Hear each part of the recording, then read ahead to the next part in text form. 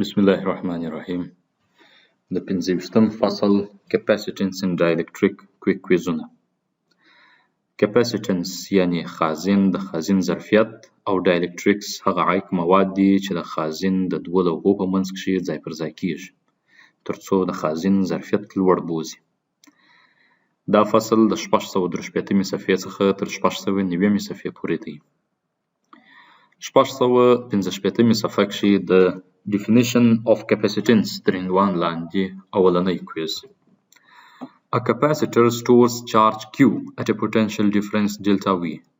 یو خازن د Q په اندازه چارج خپل په ځان کښي ذخیره کوي وخت چې د دې دوو لوحو ترمنځ تفاوتي پوتنشل delta V ته ورسیږي. معنی قیمتونه دې راکړي دي. What happens if the voltage applied to the capacitor by a battery is doubled? وای څه به پیښ شي کله چې ولتاج چې د بیټرۍ څخه را روان دی د خازن و د دوو لوحو ته که چیرې دا دوه چنده سي یعنی دوه دلتا وي په اندازه سي اوس به په د خازن په ظرفیت او په چارج کې څومره تغیر راسي. په دې کښې د ډي جز څه دی نورو جزو څخه به صرف نظر وکړو تشریح به یې کړو. The capacitance remains the same. ظرفیت د خازن په همهغه اندازه پاتیږي and the charge doubles. مګر چارجونه دوه چنده کیږي. کله چې تفاوتي پوتنشل دوه چنده د چارج مقدار هم دلته دوه چنده کیږي. تفاوتي پوتنشل چې پخوا 10 ولټه وو د چارج مقدار فرض مثال 10 کولم وو. اوس چې تفاوتي پوتنشل 10 ولټه سو نو خو د چارج مقدار هم ورته 10 کیږي. او چې سره اختصار یې کې بیرته همغه کپاسیټنس په لاس درکوي. نو ځکه وایو چې د خازن ظرفیت په همغه اندازه پاتیږي ولې د چارج مقدار هم ورسره اضافه کیږي. د ډي جز څه دی او د دې یو لنډه تشریح ستاسو په کتاب کې داسې هم ورکړې وه په متن کښې راغلې. It seems reasonable that increasing the amount of charge on the conductors would increase the potential difference between them. وایي دا یو مناسبه خبره ښکاري کله چې موږ او تاسو د خازن په دوو لوحو باندې چارجونه اضافه کوو د چارج مقدار پکښې ډېروو نو خو دا معنا لري چې تفاوتي پوتنشل هم په هغومره اندازه ورسره اضافه کیږي. 665 صفحه کښې د Calculating Capacitance تر عنوان لاندې دوهم کویز. دوهم کویز کښې وایي د اکثره کمپیوټرانو کیبورډ داسې جوړ سوی وي لکه په دغه انځور کښې چې ښکاري. کله چې موږ او تاسو پر یو بټن باندې دلته کلیک کوو نو خو دغه کپاسیټر دوه لکه کپاسیټران داسې دي دوې موازي لوحې دي په منځ کې یو انسولیټر یا عایق پروت دی. دا عایق چې دی دا لکه اسپنج په شان باندې ارتجاعي خاصیت لري. د اول پلیټ د زموږ او ستاسو د کیبورډ یو سویچ چې دی باندې پروت دی هغه موویبل پلیټ دی معنا سره شوري پورته وکښته کیږي. لیکن لاندې چې د خازن کومه لوحه پرته ده هغه بیا فکسډ ده. وخت چې موږ او تاسو پر ده باندې قوه واردوو پریس کوو یې دا بټن په دې حالت کښې ظرفیت د دې خازن خو دا دوه خپله یو خازن چې دا دوه موازي لوحې دي دا یو خازن سو ظرفیت د دې خازن د دا کښېښولو په وخت کښې اضافه کیږي کمیږي که پر همغه حال پاتیږي. په دې کښې د ای جز څه دی اضافه کیږي ولې چې ته دا موویبل پلیټ و فکس پلیټ ته ورنږدې کوې موویبل لوحه و فکس لوحې ته چې ورنږدې کوې معنا ترمنځ یې فاصله کمیږي. ترمنځ چې فاصله کمه سول دا ډي چې کمه سي نو خو سی کپاسیټنس څه کیږي اضافه کیږي. دا د کپاسیټنس عمومي فارمول دی چې خازن ظرفیت مستقیم اړیکه د لوحو د مساحت سره لري او غیر مستقیم اړیکه د دې دواړو ترمنځ د فاصلې سره لري. چې فاصله کمه سي نو خو د خازن ظرفیت اضافه کیږي. 671 صفحه Combinations of Capacitors تر عنوان لاندې دریم کویز. دوه مشابه خازنونه که موږ او تاسو ولرو کپاسیټران کولی سو چې یا په مسلسل ډول یې وتړو یا کولی سو چې په موازي ډول یې وتړو. که چیرې د دې پر ځای یو عوضي کوچنی معادل خازن راوړو ږدو یې موږ او تاسو باید دی په مسلسل ډول وتړو که په موازي ډول یې وتړو.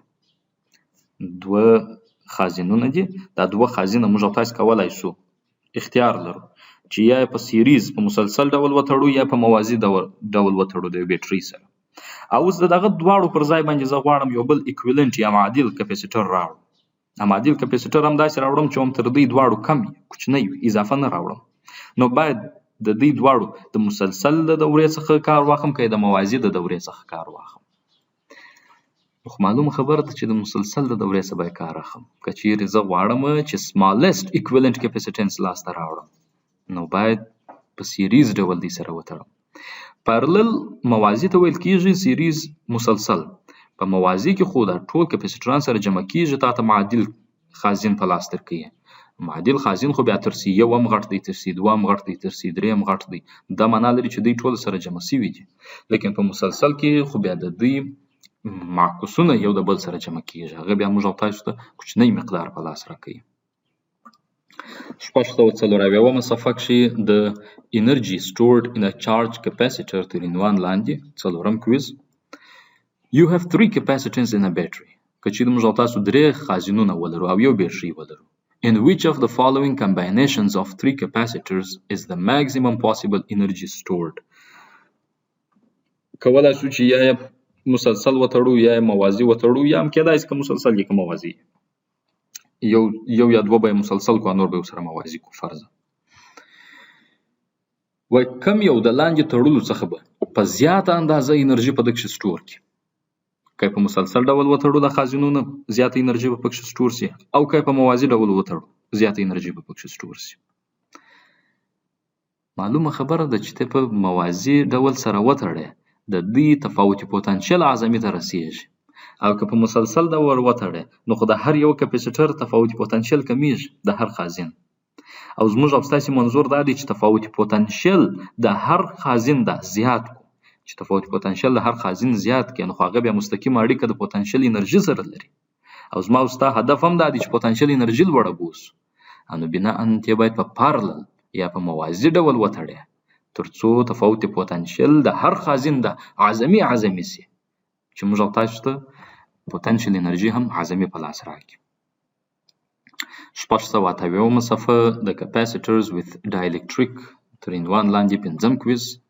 په دې کویز کښې راته وایي که چیرې موږ او تاسو یو خازن ولرو، داسې خازن چې ترمنځ یې دلته هېڅ شی موجود نه وي، او بیا وروسته راولاړ سو دلته لرګی یا وډ ور واچوو.